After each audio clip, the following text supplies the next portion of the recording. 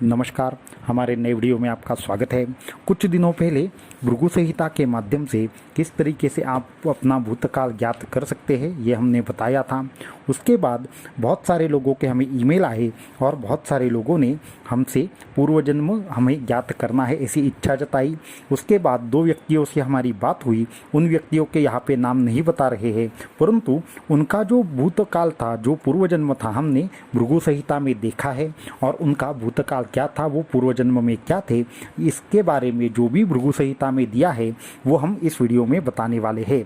तो इस तरीके से किस तरह हम अपने पूर्व जन्म के बारे में ज्ञात कर सकते हैं, अपने अभी के जीवन में कौन सी मुश्किलें आएंगी और उस पर हल क्या लिखा है, ये सब अगर आप जानना चाहते हैं और अगर आप भी अपना पूर्व जन्म या फिर भूतकाल जानना चाहते हैं तो इस वीडियो को एंड तक देखना ना भूलें। साथ में ही हमारे चैनल को सब्सक्राइब करें, वीडियो को लाइक करें और ज़्यादा से ज़्यादा लोगों तक इन्हें पहुँचाइए।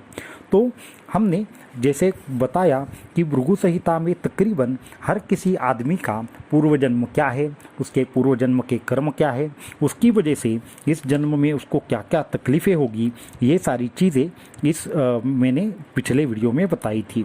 उसी प्रकार से इस वीडियो में मैं 2 लोगों का जो पूर्व जन्म है वो किस तरीके से भृगु संहिता में दिया है ये आपको मैं बताना चाहूँगा। तो एक एक करके वो सारी चीज़ें लेते हैं। तो इसके लिए क्या करना पड़ता है, उसके लिए आपका जो भी प्रश्न है वो डिटेल में आपको हमें ईमेल करना होगा, वो जैसे उन्होंने किया। उसके बाद उन्होंने हमें विविध प्रकार से 2-3 चीज़ें पूछी थी। उसके बाद मैंने उनको अब उनका जो भविष्य था वो यहाँ पर पढ़ के बताया था। तो वो भविष्य कुछ इस प्रकार है। तो फिर इनकी समस्या यह थी कि ये हमेशा ही किसी न किसी प्रकार के रोग से ग्रसित होकर विविध प्रकार से इनको अचानक से रोग हो जाते हैं। इनका कोई कारण समझ में नहीं आता, तो इसका क्या कारण है, ऐसा उन्होंने प्रश्न पूछा था। और इससे हमारे पूर्व जन्म का कुछ लेना देना है क्या, ऐसा उन्होंने मुझे पूछने के लिए बोला था।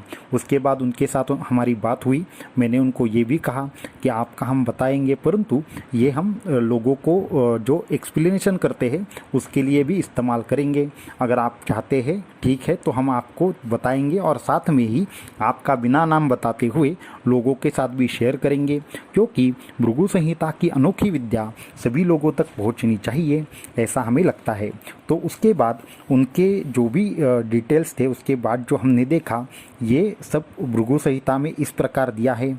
तो ये जो जन्मा हुआ व्यक्ति है वो अत्यंत अच्छे कुल में जन्मा हुआ प्रतिष्ठित ऐसा व्यक्ति है। इस व्यक्ति को 2 से 5 साल के उम्र में व्याधियाँ होगी, बड़े बड़े उनको व्याधियाँ होंगी और बहुत सारी चीज़ें करने पर के बाद भी उनके आयु के 9 वर्ष तक उनको विविध प्रकार से तकलीफ़ें होती ही रहेंगी। तो 9 वर्ष तक इनको हमेशा ही व्याधि थी, उनको व्रण व्याधि थी, ये इसमें पहले से ही लिखा गया था, उन्होंने ये ठीक है ऐसा कहा। उसके बाद इनका जो 50 वर्ष तक का आयु है वो बहुत अच्छी जाएगी, परंतु हमेशा ही इनको किसी न किसी प्रकार से कार्यसिद्धि में अड़चने आएंगे। उसके बाद इनको हमेशा ही द्रव्य की कुछ न कुछ इनके जीवन में हानियाँ होगी और किसी भी प्रकार से ये रोग से हमेशा ग्रस्त रहेंगे। ये स्पष्ट रूप से इस ग्रंथ में दिया गया है कि ये हमेशा ही रोग से ग्रस्त रहेंगे और आकस्मिक रीति से इनका धननाश या धनहानि इनकी होती रहेगी। तो ये सारी की सारी चीज़ें यहाँ पे भृगु संहिता में दी गई है। तो फिर इसका कारण भी उन्होंने क्या बताया है वो भी देखिए। तो ये सब होने के पीछे पूर्व जन्म के इनके पाप कारणीभूत रहेंगे। तो फिर भृगु महर्षि लिखते हैं कि इनके गत जन्म के जो पाप है वो क्या है। जो गत जन्म था इसमें यह मनुष्य बहुत ही ज़्यादा लोगों की हानि करता था और साथ में ही ये क्या करता था, जो हिंस्त्र पशु है उनको आहार बनाता था।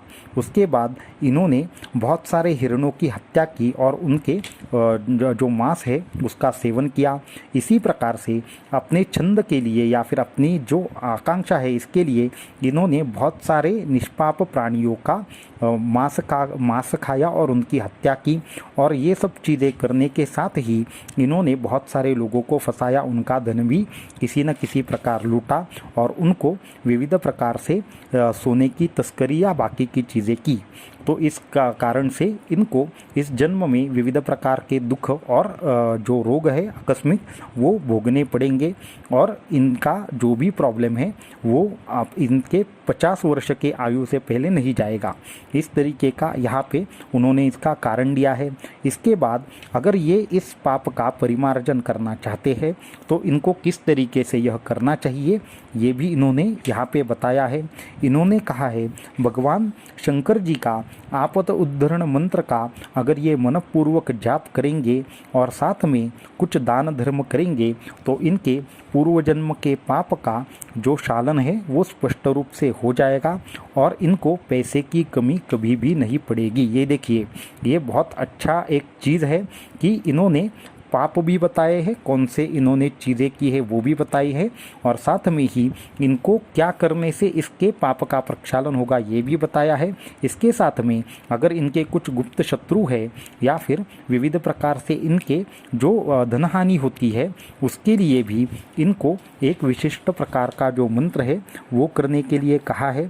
तो ये मंत्र अगर करेंगे भगवान शंकर जी का ही तो इस जन्म में इनको कोई भी धनहानि नहीं होगी। परंतु ये जो हमें इन्होंने जब क्वेश्चन पूछा तो ये तकरीबन 54 वर्ष इनकी आयु थी।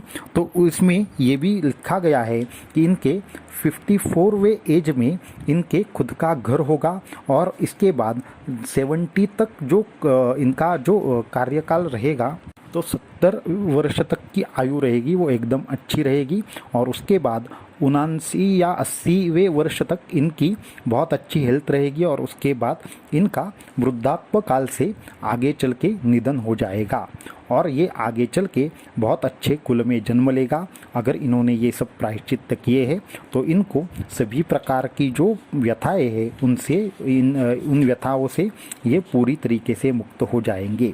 तो इस तरीके से इस भृगु संहिता में हर किसी के भूतकाल का, पूर्व जन्म का और इस चालू जन्म में जो भी परेशानियां हैं उनका वर्णन आता है और उस वर्णन के माध्यम से हम किसी भी प्रकार की समस्या से बाहर आते हैं। और एक मैं यहाँ पे चीज़ पढ़कर सुनाना चाहूँगा कि जैसे कि हमने ऐसे बहुत केसेस देखे हैं जिसमें किसी भी प्रकार से समस्या का मूल निदान नहीं होता या फिर उस समस्या की जो भी उनको जो प्रॉब्लम है उसका किसी भी सॉल्यूशन से कोई भी उपासना करने दो या फिर कुछ भी करने दो, इसका जब कोई भी उनको मार्ग नहीं नज़र आता तब भृगु संहिता से ऐसे बहुत सारे लोगों का भला हुआ है और उनका पूरी तरीके से कल्याण हुआ है।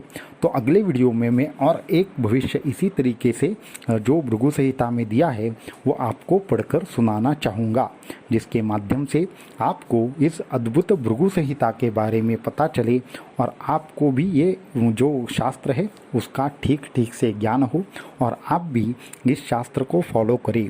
तो इस तरीके से भृगु संहिता से किसी भी व्यक्ति का भूतकाल, भविष्यकाल, वर्तमान काल और पूर्व जन्म तक का ज्ञान प्राप्त किया जा सकता है और क्या कार्य करने से वह सुखी होगा यह भी ज्ञात किया जा सकता है। तो ये सारी चीज़ें ऐसे ही अगर आप जानना चाहते हैं तो हमारे अगले वीडियो का इंतज़ार करें और हमारे चैनल को सब्सक्राइब करना, वीडियो को लाइक करना ना भूलें। अवधूत चिंतन श्री गुरुदेव दत्त।